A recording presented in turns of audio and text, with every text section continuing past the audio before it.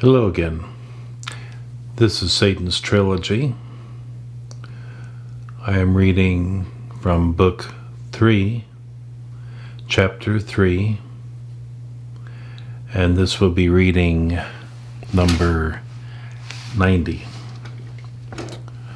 I'm the author and the narrator, so sit back, relax, as the story unfolds.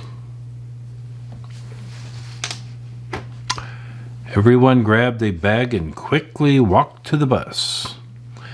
The bus ride seemed to go quickly, with a lot of girl talk and some preoccupation with everyone having their ankles taped.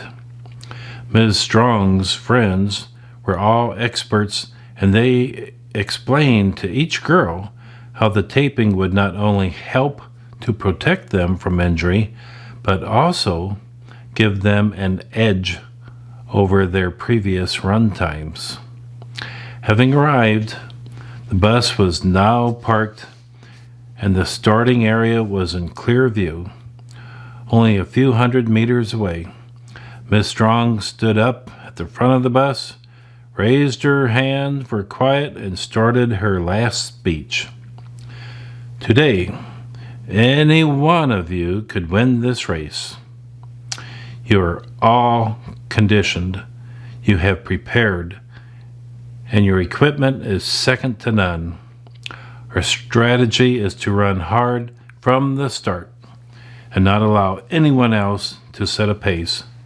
The pace will be Grant High maximum. Ms. Strong yelled with enthusiasm. The bus broke out in cheers. Miss Strong turned to listen to a man that had just boarded the bus. He spoke into her ear as the girls continued to shout. Miss Strong turned back to the girls. I was just told they are ready for us. Well, girls, if they are ready, let's show them what we have. Everyone followed the man outside. You are all on your own now, but you are also a team. Miss Strong left the bus and stood at the door outside, holding her hands out for a palm slap. Standing a few feet away from the front of the bus door, the girls all parted on each side of Miss Strong as they ran by and slapped her palms. And for the first time ever, Miss Strong said each girl's name as she ran past her. If anyone had wondered if their name was known by Miss Strong, they wondered no longer. Jogging down to the starting line that was a quarter-mile long, Grant High was placed about center, an enviable position to have.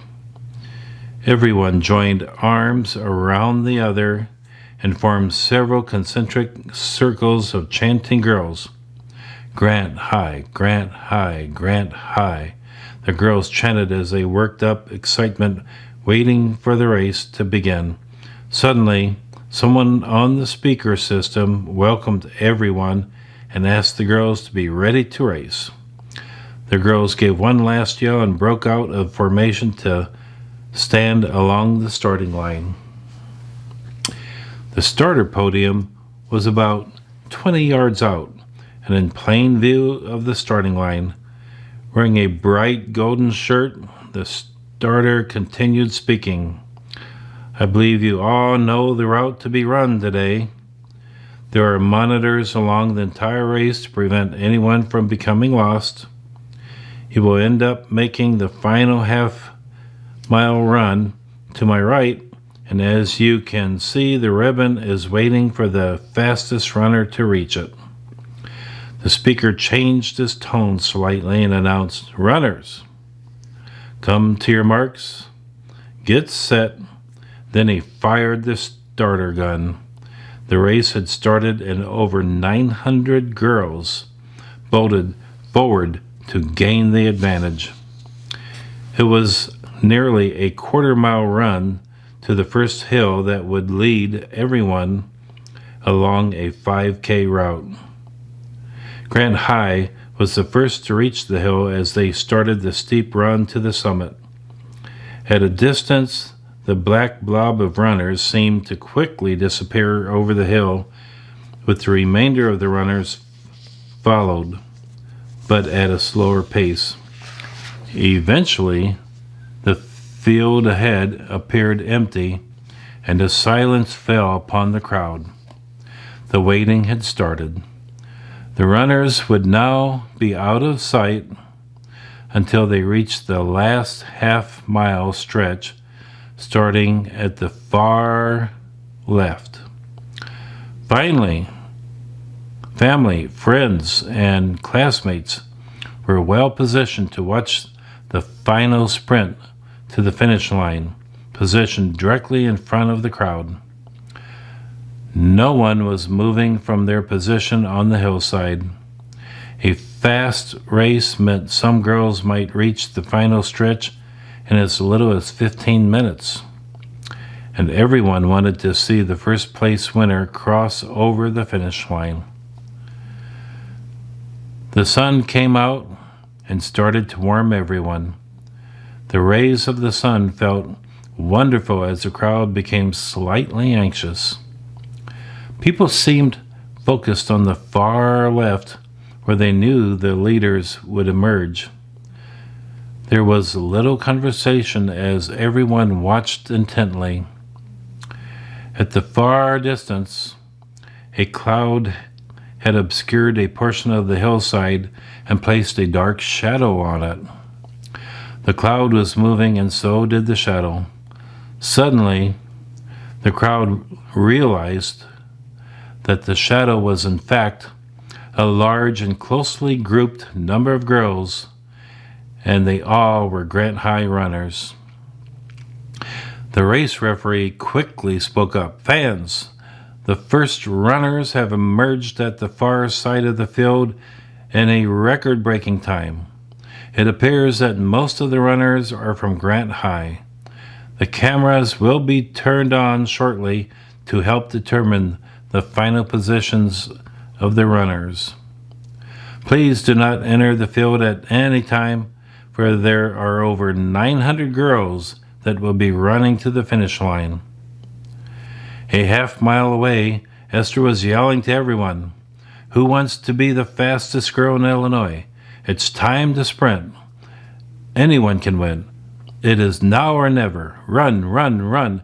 And suddenly 60 girls took the challenge, and everyone wanted to be first. The dark shadow that the crowd had viewed was now a dark swarm of runners moving quickly towards them.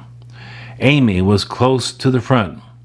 Raven was running alongside 6 other girls that had never led before, and Day was within reach of Raven. 4 girls that had always come up last were now in front. Esther was at the back of the closely grouped runners, and she was yelling, "Now, everyone, sprint! Faster, faster, faster!" The entire Grant High team of runners were about to cross the finish line within a second of each other. The cameras had been started to sort out the position of the runners as they crossed the line. A full 6 seconds behind the girls in black was a lone runner from Washington High, Sherry Quick. She had been predicted to win this race.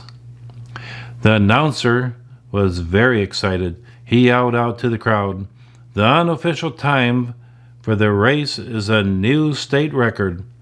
All right, I have the official time. It is 12 minutes and 12 seconds. By Day Ho from Grant High. The judges indicate all runners that have finished at this point broke the old state record." The dark cloud of runners that had swarmed over the finish line didn't immediately stop. They slowed their run in 50 yards or less and then walked slightly back to where they had started the race. 1,200 Grant High students and over a Over 1,800 fans and families swarmed around them, excited, yelling and screaming, "You won, you won, you won." Miss Strong was in the swarm of fans, hugging each girl, telling them that they had each broken the state record. Moving from one girl to another, each reached Esther. She smiled and hugged Esther as tight as she could, then gave her a kiss on the cheek. Still holding on to Esther, Miss Strong looked Esther straight in the eyes and said, "Thank you for giving me the greatest experience of my life. There's nothing I can say or do to express how much I appreciate this." Then Miss Strong moved on to hug more girls with a determination that all 60 would be told how special they were. The announcer shouted out, "It looks like we have a tidal wave of runners on the final stretch, and I see a lot of different colors in the mix. Please get ready to cheer the remainder of the field." Almost immediately, runners started to cross the finish line, and eventually the numbers grew, and there were at times hundreds crossing within seconds of each other. The entire Grant High team stood and cheered for each runner as they crossed the finish line. Miss Strong felt tremendous admiration, having watched her students pay tribute to the other runners. Within a couple of minutes, the runners were all in and the ceremonies were started. With praise for all the runners and special attention made of the records broken, several Chicago newspapers were there taking photos and making notes. The reporters were excited and quickly ran off to attempt publishing the story in the Sunday's paper. Many photos had been taken after Ms. Strong had accepted the first place trophy for Grant High. Her only comment was, "60 girls brought me here today, and they showed everyone that the students at Grant High are winners." Ms. Strong then passed the trophy to the students on her left that held it high as they passed it on to the others. Every girl had handled the trophy in just a little more than a minute. The bus ride home was wonderful with a lot of laughter and joking. Miss Strong and her friends worked with each girl to remove the tape and to clean their feet before giving them a pair of new socks, explaining to each girl that this would aid in their feet recovering from the hard run. The bus pulled up to the school, and as everyone started to grab their bags to leave, Miss Strong yelled out for their attention, "Girls, in case no one told you, every one of you broke the state's cross-country time by nearly a minute. You are all famous now as the girls that did the impossible. Enjoy the rest of the weekend, and I'll see you on Monday."